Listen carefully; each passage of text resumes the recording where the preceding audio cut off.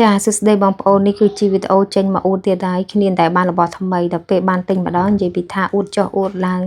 គ្មានសមចៃនោះទេបងប្អូនហើយពេលខ្លះរបស់ហ្នឹងថ្លៃហើយយើងគ្មានលទ្ធភាពទិញទេហើយសួរមានតម្រូវការចាំបាច់អត់គឺចាំបាច់ខ្លាំងមែនតើប៉ុន្តែហេតុអីបានយើងមិនហ៊ានចំណាយនេះគឺដោយសារតែយើងគិតថាអូយត្រូវចំណាយ1លានមកអញ្ចឹងយើងមិនអាចចេះទិញរបស់អីផ្ដេសផ្ដាស់ទេអញ្ចឹងមុនទិញរបស់មួយគឺយើងត្រូវគិតគូរខ្លាំងមែនតើហើយប្រដាប់ស្រូបសំឡេងលើកមុនគឺខ្ញុំបានទិញជូនពូ IT មួយហើយដោយសារតែគាត់មានតម្រូវការដែរហើយដល់ពេលខ្ញុំក៏ត្រូវការដែរពេលអញ្ចឹងខ្ញុំត្រូវទិញដែរប៉ុន្តែចែកដនអីបងប្អូនហើយត្រូវទិញយូរណាស់ហើយប៉ុន្តែកូនគាត់ឈឺចូលពេទ្យឡើង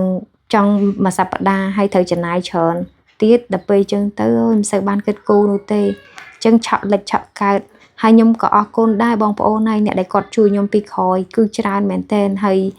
មានទាំងបងប្អូនមានទាំងពួកម៉ាក់អីចឹងទៅគាត់ជួយ support ខ្ញុំពីក្រោយចឹងណាខ្ញុំមានតែអរគុណហើយនឹងដឹងគុណគាត់តែប៉ុណ្្នឹងឯងហើយមានឱកាស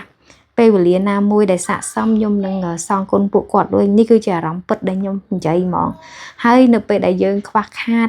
អ្នកខ្លះគាត់អត់ជឿទេប៉ុន្តែអ្នកដែលគាត់ជឿគឺអ្នកដែលគាត់ជិតស្និទ្ធជាមួយខ្ញុំបំផុតហើយយើងមិនមែនចេះតែត្អូញត្អែថាយើងពិបាកអញ្ចេះវេទនាអញ្ចោះអីអត់ទេគឺស្ថានភាពយើងគឺពេលខ្លះអ្នកដឹងបានដឹងអ្នកអត់ដឹងគឺគាត់អត់ដឹងទេអូខ្ញុំនិយាយហ្នឹងមិនមែនថាចង់និយាយពីស្ថានភាពគ្រួសាររបស់ខ្ញុំទេការពិតនិយាយចាក់ប្រធានបទទេណាបងប្អូនគឺ unboxing សម្រាប់ស្រូបសំឡេងហើយតាក់ទងទៅនឹងម៉ាក់នេះដែរគឺគ្រួសារខ្ញុំគាត់ប្រើរាប់ឆ្នាំហើយប៉ុន្តែ connect មួយកុងទ័រអញ្ចឹងណាបងប្អូនដល់ពេលប្រើឡើង6 7ឆ្នាំដល់ពេលគាត់ខានប្រើប្រហែលជាប្រហែលខែវាខូចដល់ពេលអញ្ចឹងឥឡូវទិញថ្មីក៏រៀងល្អដែរចេញ version ថ្មី mode ថ្មីអញ្ចឹងទៅកាន់តែទំនើបអីចឹងទៅហើយខ្ញុំដែលរកទិញសួរពួកម៉ាក់ check គេ check ឯងបន្ថែមទៀតអញ្ចឹងទៅចឹងក៏អត់ទិញតាមពួកម៉ាក់ទេគឺទិញតាមចាពូ IT អីចឹងទៅព្រោះគាត់ប្រើ brand ហ្នឹងល្អអីចឹងណាហើយខ្ញុំនេះវិញគឺថាឲ្យតែបាន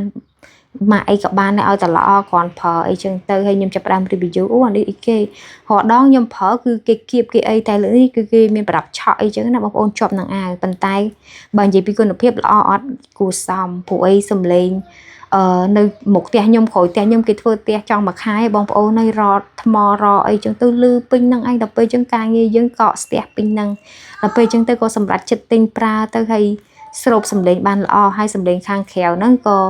មិនបានរំខានអីប្រហែលដែរហើយនេះគឺជារូបថតដែលខ្ញុំថតប្រហែលប៉ុស្តិ៍ទុកអួតបងប្អូននឹងឯងនិយាយពីថាពេញចិត្តតែម្ដងហើយខ្ញុំពង avoid over ហ្នឹងក៏កូន